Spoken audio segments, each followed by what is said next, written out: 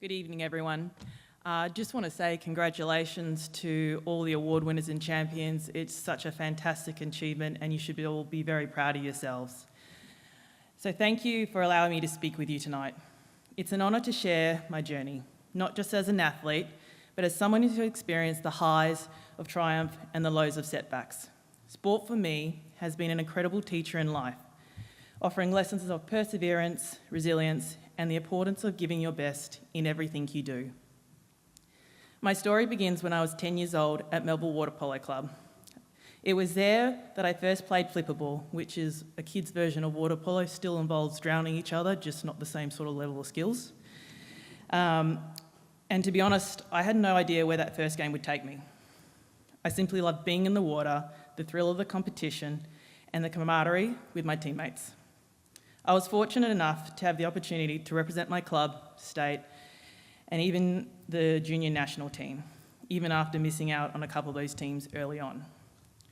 I was always pushing myself to achieve more, to be better, to give my best, and it felt like I had the potential to go far, but little did I know how much work it would actually take. In 2009, I made the Aussie Stingers, the Australian women's water polo team, which was a dream come true. That same year, I competed in my first Junior World Championships, and then again in 2011, where we took home a bronze. I thought things now were going well, and had my eyes set on competing in the 2012 London Olympics. But in sport, and in life, there are moments that can throw you off course, no matter how prepared you think you are. I missed out on the 2012 London Olympics, and it was one of the hardest moments in my career. After years of training and pushing myself, it was a devastating blow to not be selected on the team. At that moment, I had a choice. I could have let the disappointment define me, or I could use it to fuel my fire. There are things we cannot control, but what we can control is how we respond to setbacks, how we persevere, and how we bounce back. Setbacks don't have to be the end of the story, or your story. In fact, they can be the beginning of something greater.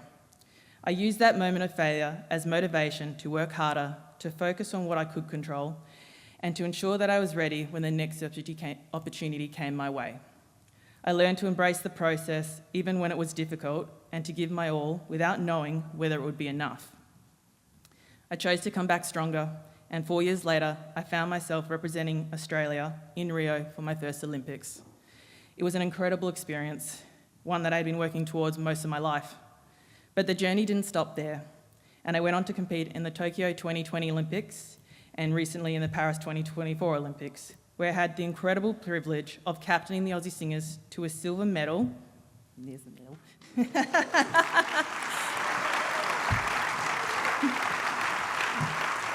you. The most successful overseas result we've had in years. The moment was the pinnacle of my career. It wasn't just about the medal. It was the culmination of years of hard work, perseverance, support from family and friends, and belief in myself, even when things didn't always go as planned.